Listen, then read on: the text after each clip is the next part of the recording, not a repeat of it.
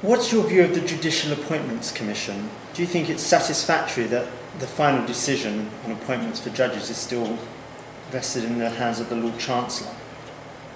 And do you think there's a danger that a future government may adopt the US system, where we have significant judicial appointments, say to the UK Supreme Court, being made by politicians?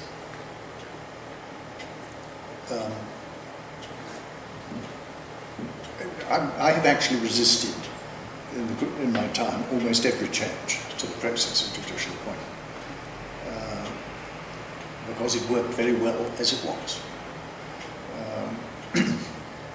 However, I have accepted reluctantly that there was a perceived sense, very widely shared, that the whole system was, as it was, extremely opaque, lacking in transparency.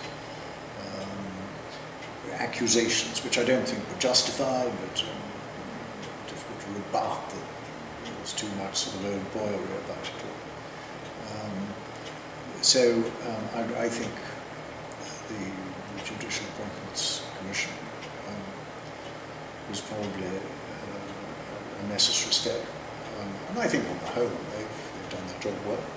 Whether they've appointed anybody differently from those who would have been appointed anyway, I'm much less sure. Though there was an enormous merit in the old system whereby the Lord Chancellor knew a lot of people and backed his personal hunch. Lord Irving, you mentioned before, was particularly good at this. He'd come straight from the English bar. He knew the judges and said, well, I think so-and-so ought to be promoted because he's just very, very good. That would be good. He's excellent, he's quick, he's very intelligent, he's down to earth. Got all the right qualities.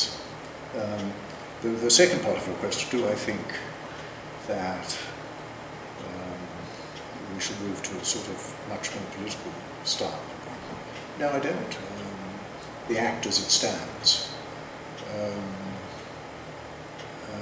very much, of course, reduces the political input that could theoretically be exercised by the Lord Chancellor before, and was until about the 1930s, I suppose.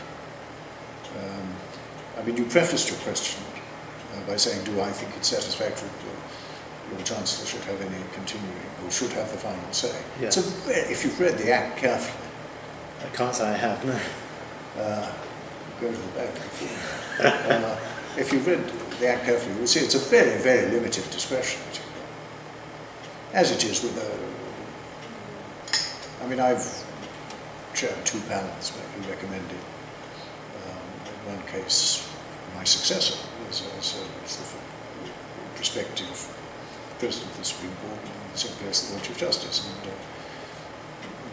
the Lord Chancellor had certain rights to say, I don't like your candidate, think again, or please reconsider this. But he has to give reasons. And he can only reject somebody if he's satisfied that the person is unfit to hold the office. I mean, what competent selection body is going to put up a name of somebody who is unfit to hold the office? Yes. And that is a decision that will be judicially reviewable.